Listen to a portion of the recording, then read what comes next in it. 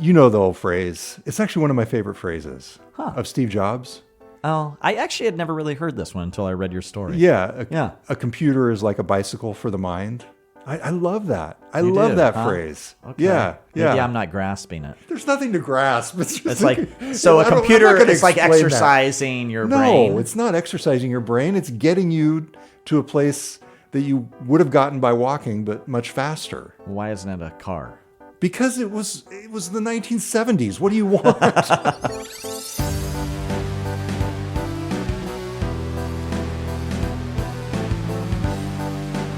Hi, and welcome to GeekWire. I'm GeekWire co-founder Todd Bishop. And I'm GeekWire co-founder John Cook. We are coming to you from Seattle, where we get to report each day on what's happening around us in business, technology, and innovation. What happens here matters everywhere, and every week on this show, we get to talk about some of the most interesting and important stories in the news. John, coming up this week, I read Microsoft's secret emails. You mean you had AI help you read I want to talk about that. Secret emails. I want to talk about that. Exactly. So that's coming up. But first, hey, we've got a great event coming up on March 24th. We have an AI summit. We're calling it Agents of Transformation. It's presented by Accenture, and it's in conjunction with the series that we've been working on by the same name, March 24th in Seattle. It's a half-day conference in the afternoon, and we just this past week confirmed our first big speaker, Swami Sivasubramanian, who is Amazon Web Services VP of Agentic AI. What do you want to ask him? Oh, I've got tons of stuff to ask him. You know, one of the things that fascinates me about Swami is that his own team reflects the new realities of AI agents. And I'm actually working on a story about this for GeekWire. I talked with him at Amazon Web Services reInvent about this, but just the way that agents are starting to change the composition of teams, especially in software, to me is really fascinating. So that's one thing that I know I want to talk with him about. And that's going to be a theme of the event, is how you structure your organization to take advantage of AI. What else are people going to learn? We're really gearing this toward builders and doers, and we want people to walk away from this event with things that they can take and apply immediately to their organizations, to their workflows, to the way that they and their teams get stuff done every day. Yeah, so what's working, what's not working, practical lessons. So that's Agents of Transformation. It's March 24th, coming up here in Seattle. You can get tickets now before early bird rates expire. That's right, seeing strong demand, so get them fast. And you can check out more at geekwire.com/events.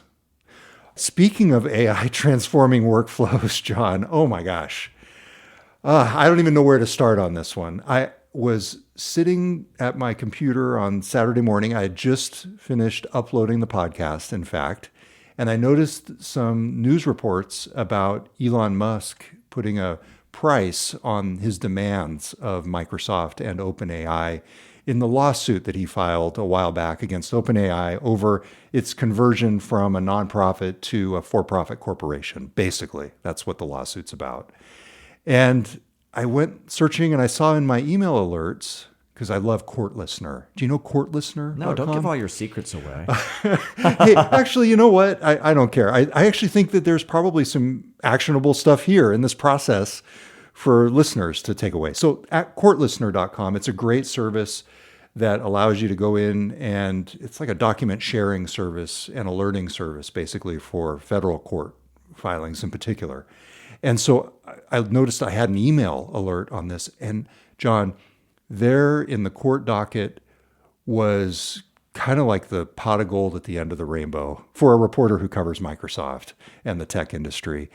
It was hundreds of PDFs, exhibits that had just recently, on Friday, many of them, been unsealed in this court case involving Microsoft, Elon Musk, and OpenAI. So I can tell you how I spent my weekend. I know you spent your weekend because I got some feedback from you in terms of what you were working on. But you got into I love when you get onto a story like this. And I know once you share the story with me, that you both want feedback, but you're also kind of proud of what you've been doing. So I'm like, I knew. Isn't that obvious? Yeah. I was like, this is so awesome that I've uncovered all this stuff. And it was awesome. This is a complex, meaty story. And I think you did I mean, I'm not just blowing smoke your way. And I've heard a lot of positive feedback from folks in the community who've read this story, and you went deep on this. And it's what's interesting to me about this. And let me just say the headline of the story, just to give people a sense of what we're talking about, was the Microsoft OpenAI files. Internal documents reveal the realities of AI's defining alliance. So that gives you a sense of what this story was all about. But behind it, there's a lot of personalities and big companies. I mean, I was just writing a list of everyone involved. Amazon, Elon Musk, OpenAI, Microsoft, Google, Bill Gates, Satya Nadella. And the cool thing about the story is you read about these folks in press reports and read about the companies in press reports, and you don't really get a sense of how they transact and do business. This, because it's a data dump of emails, which at the time I'm guessing they thought were going to be private emails, it discloses exactly how they think, exactly how they do business. And to me, that was the fascinating part of the entire story. It was like peeking over the shoulder of Satya Nadella as he scrolled and texted back and forth with, especially Sam Altman. And to your point, John, it was fascinating to see the different communication styles. Just as one example, Satya Nadella, he is big into the BTWs. He will be texting along with somebody. And it was interesting too, like emails, texts, Satya is brief. You know, as much as he can wax poetic on a stage, I mean, this is somebody who is getting stuff done. There is not a lot of formality. There are a lot of quick, succinct replies and questions. And he would be just going along and suddenly it would be BTW ...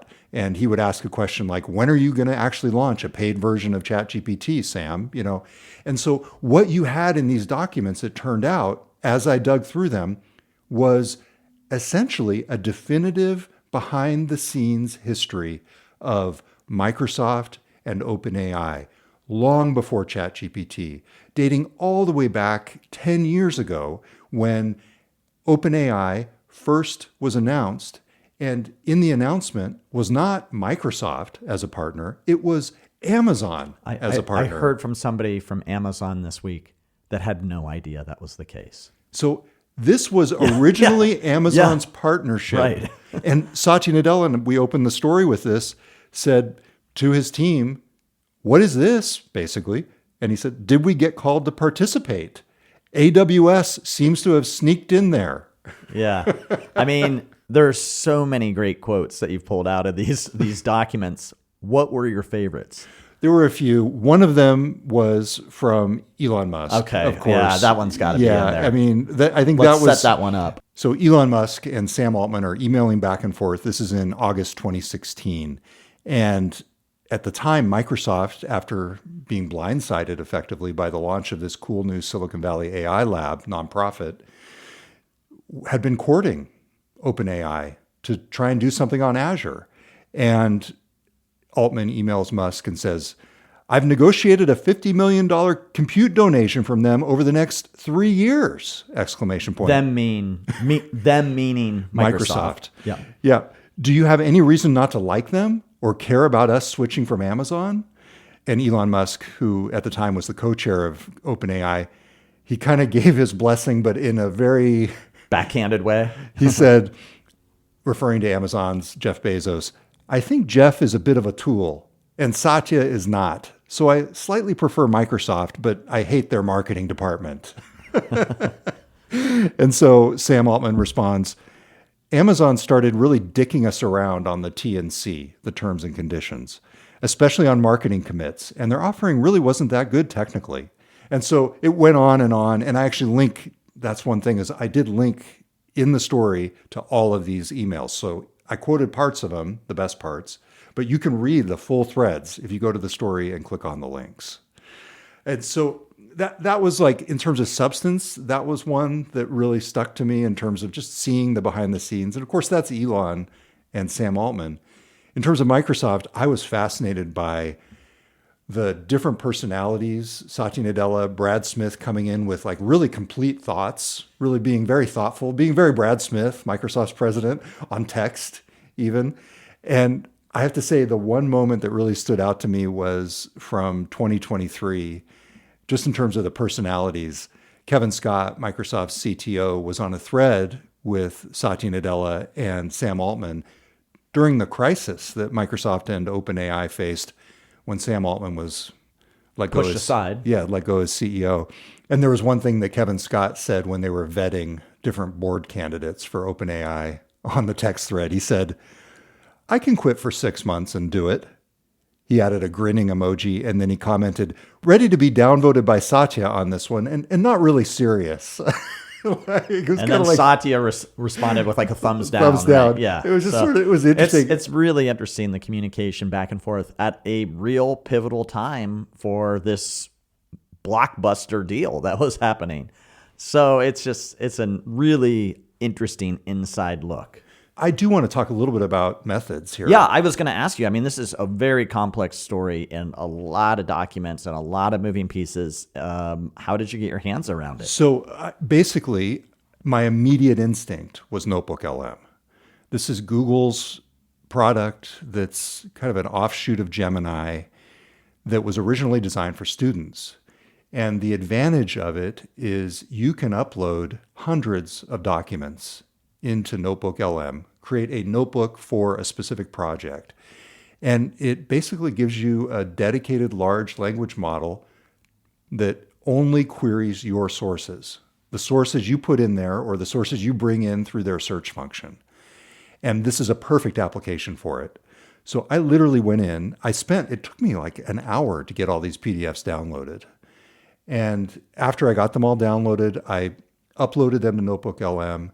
I will say one thing I noticed just offhandedly is that Notebook LM has gotten much better over the past few months at not producing errors when you upload a bunch of documents at the same time. Anyway, all this stuff is improving over time as we go. But once they were in there, I was able to literally say, list every reference to Microsoft in these documents. And it gave me, after, it seemed like a few seconds, a huge list. It just started churning out a huge list. And I tried different queries and I said, give me all the juicy references. Like I was trying, it was like I was using all these, adjectives to like try and figure it out. And at first I thought I was just going to go in and maybe do a piece on the communication styles of the Microsoft execs because I didn't know what was in there. And then I realized, like I said, this was basically the definitive history of this defining relationship for this era of AI. And with that, I basically said, give me a timeline. And the beautiful thing about Notebook LM, and Gemini has a similar feature, is that it links directly to the source. So you're not just relying on what the AI tells you. You're able to click on effectively the footnote, the inline citation, and go directly not only to the document, but to the point in the document that supports the fact that the AI is giving you. And for something like this, I think this turned, John, I can imagine back at the newspaper, somebody getting 250 PDFs, if there were PDFs back then, or files, like, I'm retreating upstairs for a month, I'll let you know when I've got my investigative piece. John, I did this in my spare time over the weekend, over the long holiday weekend. The way the AI has transformed reporting just from the ability to find stuff, it blows my mind. Yeah, it's amazing. And at the end of the day, though, you still had to put a narrative flow behind this and tell a bigger story. So we should be clear, you didn't have the AI just tell the story. Just say, spit this out and write this as a... I had it help me along the way. I had it give me a timeline. I had to give me an outline. I had it, get me there. The words are mine, ultimately. But this was effectively an AI-powered story in a lot of ways, even though the story was ultimately mine. And I just have to give a shout out to Taylor Soper, GeekWire's editor, just in the realm of human value still being very important. You read it and I was speed reading it. Yes, yeah, on your phone. And you're like, looks good. You should ship it. And Taylor read it and he's like, the lead is not really working for me. That's what he told me. It's like he was pushing back on the lead. I had a lead that started with I gotta say, I kind of liked your original one.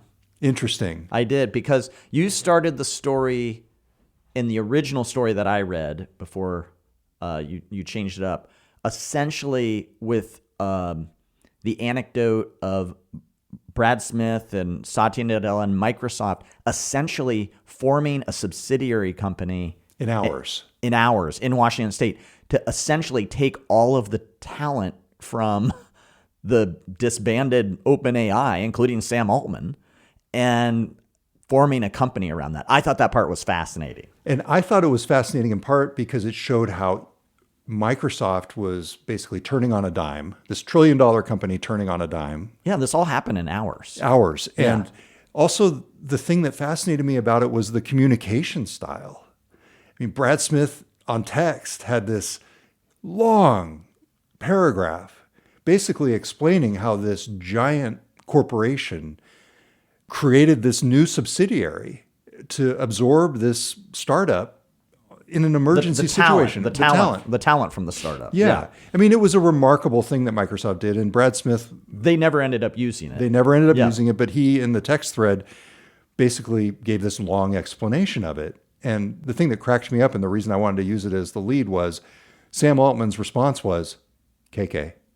Yeah. And for me, it spoke to the differences in cultures. It just illustrated immediately... Different generations, too, of communication. And that was the thing. Taylor looked at it and he said, that's just how Sam Altman talks. Yeah. Like it's not a big deal. And I kind of got the sense that maybe Taylor would have been somebody who would have responded KK.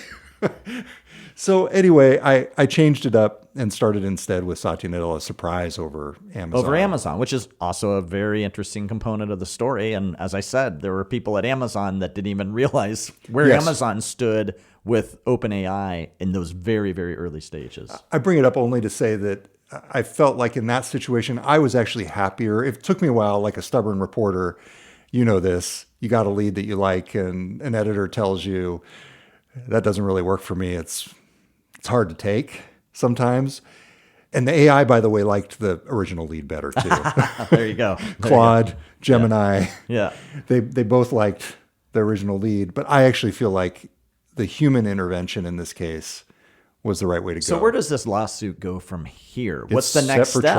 It's set for trial. And they are arguing over what? What is the end result going to be? Effectively, they're arguing over whether Elon Musk was wronged by OpenAI's quest to expand beyond its original nonprofit mission. And that's what Elon Musk is seeking the 130-some billion from Microsoft and OpenAI. He was part of the original OpenAI mission and says that this is not what the plan was. And as a result, even though he left at some point during the process, he feels like he is owed money for this process that he didn't approve and never envisioned when it was started. So how do you think it's going to play out? I have a hard time seeing either side settle. And so you think this will go to trial? Yeah. I think I might be spending some time down in Oakland. That's where it is. At the federal court in Oakland. Oh, wow. This spring. Okay. So we'll see. I have a hard time imagining Microsoft settling. I don't think that OpenAI would settle. I think Microsoft and OpenAI both think they have a good case. And I think Elon Musk is just supremely stubborn on stuff like this. And I think we could see more documents come out. And I just think it's going to be a really fascinating subplot in the entire AI story this year. Great reporting. Great work. Yeah. I loved it. Thank you. A lot of fun. All right, coming up, speaking of Satya and Elon, I want to play a couple of clips for you coming up next. Welcome back. It's Todd Bishop with John Cook. We're going to Davos. So, hey, you know the old phrase. It's actually one of my favorite phrases of Steve Jobs. Oh, I actually had never really heard this one until I read your story. Yeah. A computer is like a bicycle for the mind. I love that. I love that phrase. Okay. Yeah.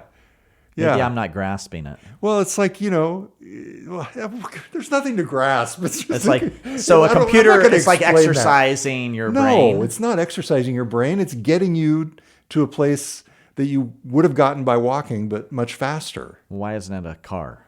Because it was the 1970s. What do you want? I don't know. I love it because why wasn't it a moped though? I don't know. For your brain. Okay. Because it was human powered. I mean, dude, I don't know. Don't make me explain Steve Jobs. All right. Come on. Appreciate the Jobsian reference. I'm sorry. It's beautiful. It's a thing of beauty.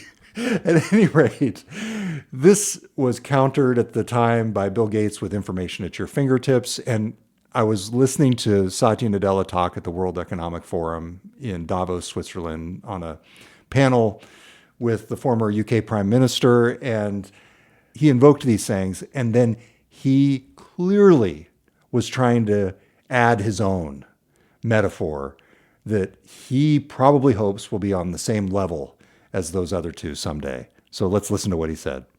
The way computers became ubiquitous was when we used them as essentially bicycles for the mind. That was the Jobsian metaphor, and Bill had, I'd say, a more sort of practical way to talk about it, which is information at your fingertips, right? That was the metaphor that we grew up.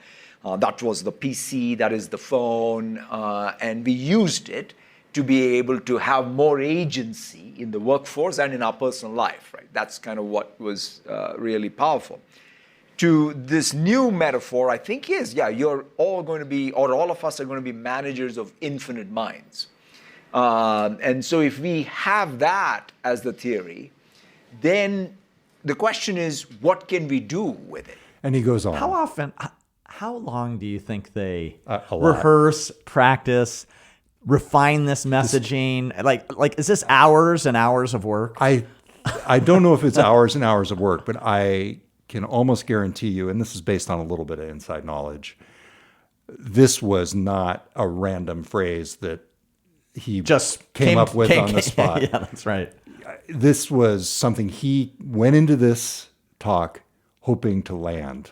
You can almost hear him. He fumbled it a little bit, I think. He did. You can almost hear him, though, going over the notes in his mind from the comms team. Right, yeah, that's right. It, I think, reflects the fact that Microsoft wants to break through with these kind of appearances. They really want to make headlines. I think my piece on this might have been the only headline on it. Actually, I didn't see anybody else. No one else picked up on this. Not to the extent we did. I like it. I do too. I think it's good. Now, I'm arguing that we just heard in the previous segment that Microsoft's marketing department stinks. Well, Elon had that to say, but I actually kind of like the Microsoft spin on these catchphrases more than the Apple spin. But managers of infinite minds. Yeah, that makes sense. Yes, that makes sense. You do have infinite minds in AI, and you have to. Just as you were describing in the first segment, in terms of how you were using AI to parse a lot of interesting data, you were managing essentially a lot of minds to do that. Yes. And you had control of the tools in such a way that you were able to bring about a fantastic story as an end product as a result. So I like it. Yeah. Now, there's downsides to this, of course. I mean, there's lots of risks. And I think we're talking in very positive terms here about AI. Well, I'm saying I like it just as a catchphrase or as a summary of what this current era is like in computing. Yes. Yeah. There was a really interesting LinkedIn post, by the way, by Dave Clark, the Augur CEO. I haven't read that story yet. Let me pull it up as we're talking. Yeah, go ahead. Yeah, I can chat with you about it. It's very much along the lines. Basically, Dave Clark, and this is very much in line with what we're talking about. That's why I'm bringing it up. He built over the course of the weekend. Dave Clark and I were both having our AI epiphanies probably around the same time. He built over the course of this past weekend an entire end-to-end consumer prototype. He reworked a slide deck, and he built a custom CRM for his startup using vibe coding tools. And he posted. Why would he do that? Just because he didn't like the existing tools out there? Basically, all the existing tools were not exactly fit for his needs, for the company's needs, for Augur. Dave Clark is Amazon's former worldwide consumer CEO, longtime Amazon executive, who's now the CEO of the Seattle area logistics startup, Augur, which I think is one of the most interesting startups, even though I haven't seen what they're doing in terms of a product yet, just in terms of their initial ambition, their initial fundraising, and their early hiring. I think they're one of the most interesting startups in the region. And basically, he said, it was a wildly productive weekend. 3 things that used to take months happened in 72 hours. Crazy what new tools can do to expand your surface area and personal productivity. And this was pretty controversial because sure, you can do these things, but the structure, the compliance, the security, I mean, Salesforce has spent decades building a customer relationship management platform, CRM. And of course, many others have as well. And it was a little bit brash for him to come in and suggest that this might be on the same level of something that an actual software team might have built. That sparked a lot of the backlash.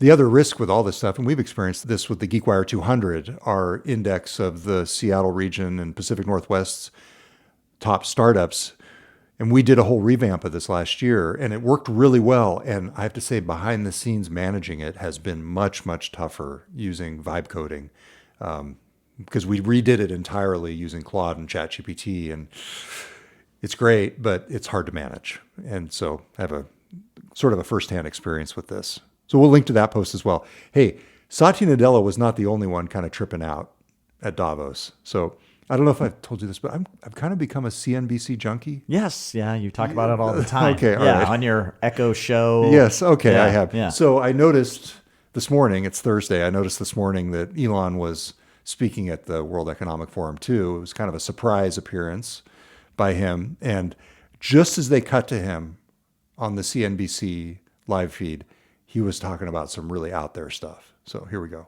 I think we should always view consciousness, life as we know it, as precarious and delicate, because to the best of our knowledge, we don't know of life anywhere else. You know, I'm often asked, are there aliens among us? And I'll say that I am one, but or you're from the future. They don't believe me. Okay. But I think if anyone would know if there are aliens among us, it would be me. We have 9,000 satellites up there, and not once have we had to maneuver around an alien spaceship. So I'm like, I don't know.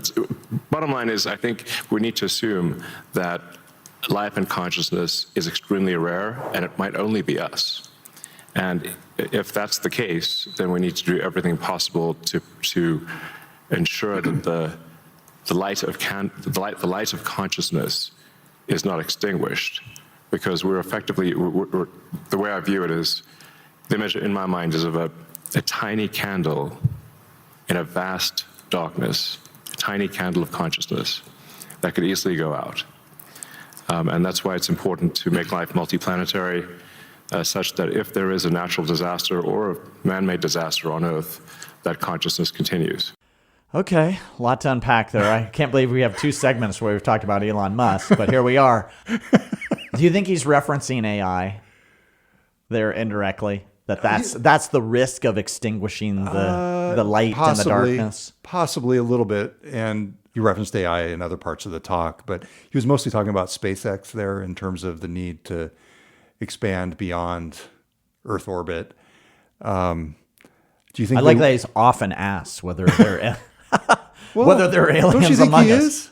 I guess I don't know. I don't think it'd be the first question I would ask. Yeah. But, often asked if there are aliens among us. Okay, I don't.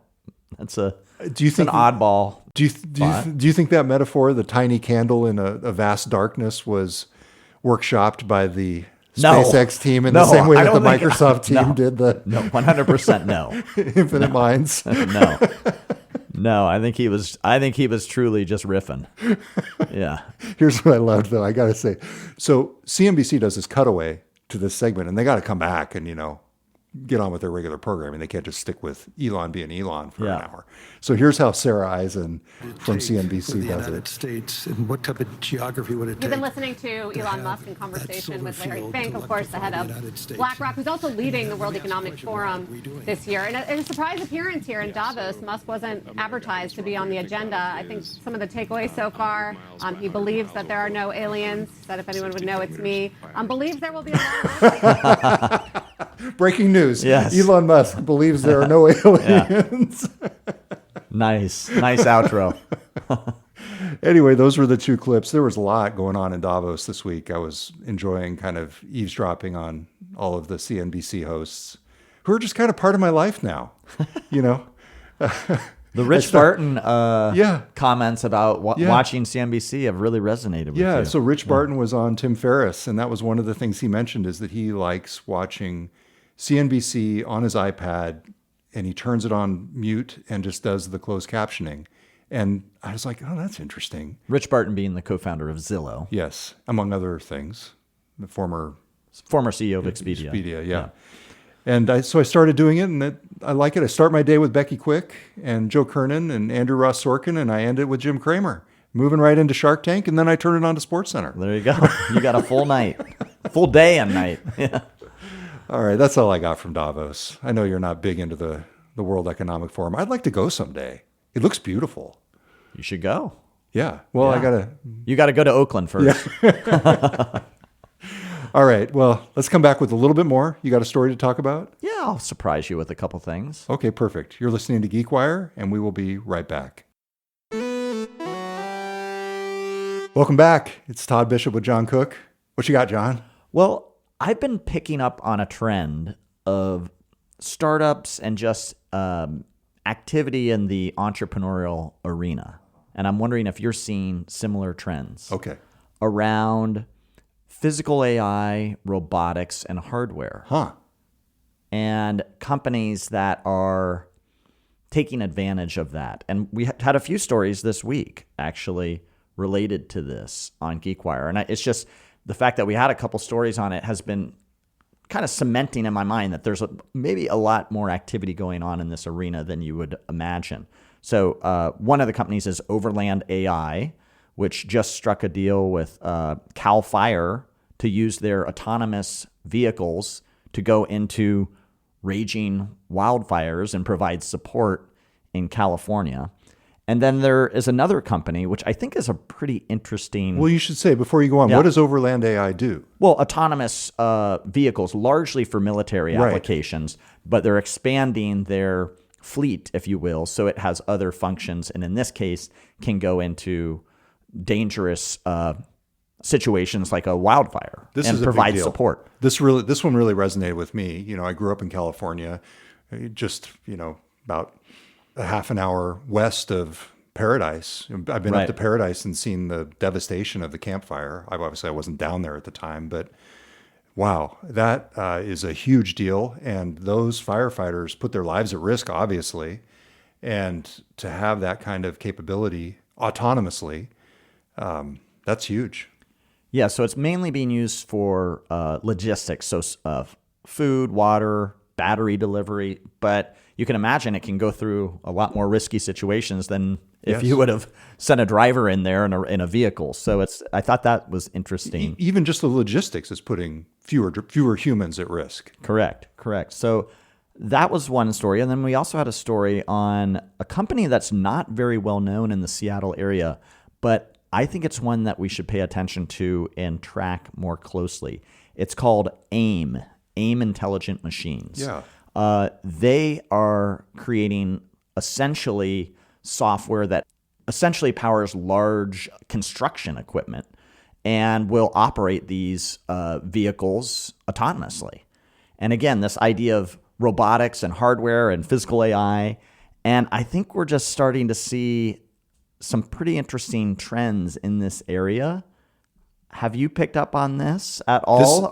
This is a surprise story topic to you? Other than these stories on GeekWire this week, no. I mean, Yeah. it's funny because the time we spent in Pittsburgh, this was a big focus for them. robotics and these kinds of robotic applications too, where it's a little more industrial and they're taking part in more of the DARPA kind of challenges. So this to me is a little bit of a full circle where we're seeing perhaps advances in AI start to really supercharge those things that, like the Red Whitakers of the world, the name just came back to me. Right. The Red Whitakers of the world were doing, a decade or more ago. Absolutely. So this company AIM actually just got a $4.9 million contract with the Air Force to use their technology for airfield repairs. And so in addition to scanning and providing the software behind this equipment, the machines can then go out, clear debris, repair runways. And this is the kind of thing, I think, we talk a lot about AI on the show, and it's largely around Microsoft and Amazon and large language models and how you're using it in content production. But this physical AI stuff, I think, is really interesting, especially as it relates to industry and where people are often in harmful situations or dangerous situations. And the idea that some of these technologies can be put into action and solve real problems is just an interesting trend. And I've just been hearing from other people in the community that this is an area that they're spending time on and thinking more about. And so I think we're starting to see some interesting companies emerge in this arena. And AIM Intelligent Machines, the company you're talking about, they're making software for bulldozers and excavators as well. So I can't help but think maybe they should connect with Overland and get those excavators and bulldozers out to the front lines of the fires. Other companies in this arena. So Carbon Robotics, Yep. a Seattle-based company that is doing some really interesting autonomy around agriculture and weeding in the fields and planting and all sorts of work in the fields. So there's the agricultural component, and we're seeing a number of startups in that arena as well. And then Brink Drones, Right. is kind of in this arena as well. So there's just some pretty interesting companies around this space. And historically, the Seattle area hasn't been a real big hardware town, but the combination of some of the hardware with software is emerging here in an interesting way. So I think a trend to watch. Very cool. Yeah. And just more on AIM. I mean, as you said, they use sensors to create a 3D map of the damage. But then once they do the software part, then the bulldozers can go out and do the actual work and clear the debris and repair the runway in this particular deal that they have going with the U.S. Air Force. Pretty cool. Yeah. They raised, I think, $50 million in their last round and are growing pretty rapidly. So this is a company to watch. The founder is ex-Google and Microsoft. Very cool. Good. I'm glad you brought that up. That was not really on my radar except for those two stories. And so the fact that you're seeing a bigger trend there is interesting. All right. Well, thanks for joining, everybody. And last week we mentioned the Seahawks, and they went on to win. I predicted a win. Yeah. You predicted a win. Yeah. So I think we need to do it again to ensure a win this weekend, which would propel them to the Super Bowl. So your prediction? I guess I have to predict a win, right? So keep the trend going. I think this game's going to be a lot harder against the Rams. Oh, So, yeah. yeah. One of my good friends from my hometown is a huge 49ers fan. The other is a probably even bigger Rams fan.